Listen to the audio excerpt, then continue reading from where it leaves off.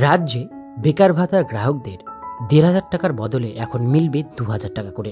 হ্যাঁ বন্ধুরা, নতুন আপডেট উঠে এসছে নবান্ন থেকে।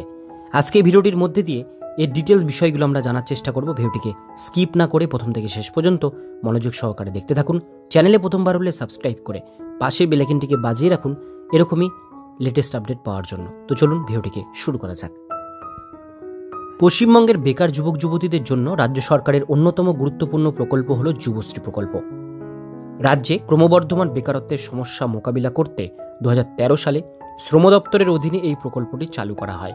যুবশ্রী প্রকল্পের মূল উদ্দেশ্য হল এমপ্লয়মেন্ট ব্যাংকের নাম নথিভুক্ত এবং বেকার যুবক যুবতীদের আর্থিক সহায়তা প্রদান করা।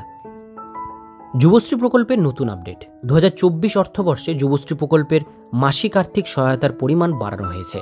আগে এই প্রকল্পের আবেদনকারীরা প্রতি মাসে ১,৫০০ টাকা থেকে ১৬০০ টাকা ভাতা পেতেন। এখন বাড়িয়ে প্রকল্পের ভাতা ২,০০০ টাকা করা হয়েছে।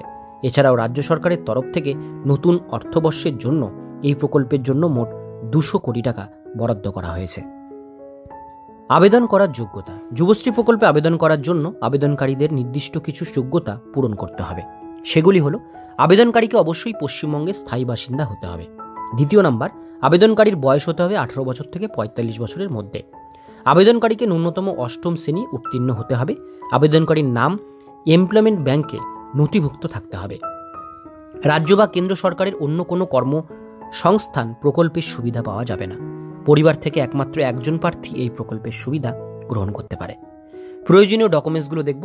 যুবশ্রী প্রকল্পে আবেদন করার জন্য সময় যে সমস্ত ডকুমেন্টসগুলো প্রয়োজন সেগুলি হলো, এখানে মেনশন করা হয়েছে ভোটার কার্ড, প্যান কার্ড, মাধ্যমিক এবং অষ্টম শ্রেণীর মার্কশিট, ব্যাংকের পাসবইয়ের ফটোকপি, কাস্ট সার্টিফিকেট যদি থাকে, পাসপোর্ট সাইজের রঙিন ফটো, এই কয়েকটি ডকুমেন্টস আপনাদের লাগবে।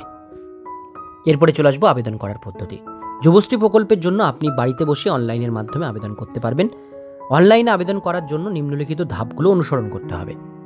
সর্বপ্রথম এমপ্লয়মেন্ট ব্যাংকের অফিসিয়াল ওয়েবসাইট যেতে হবে।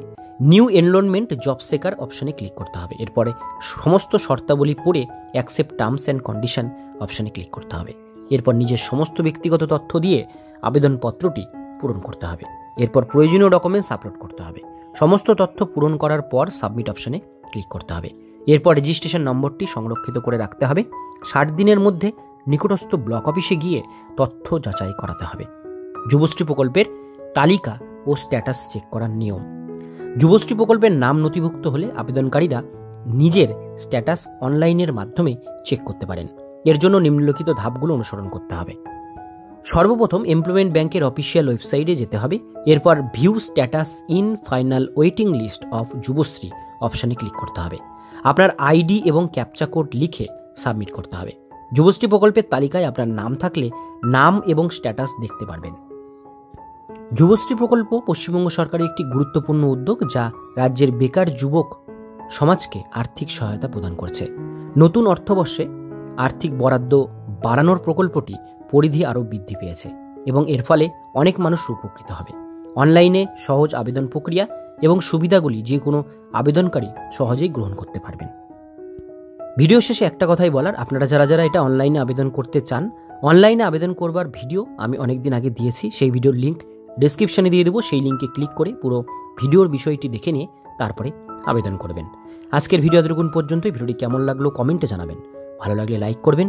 এরকমই নিত্য নতুন আপডেট পেতে গেলে চ্যানেলটিকে সাবস্ক্রাইব করে পাশের বেল আইকনটিকে অবশ্যই বাজিয়ে রাখবেন।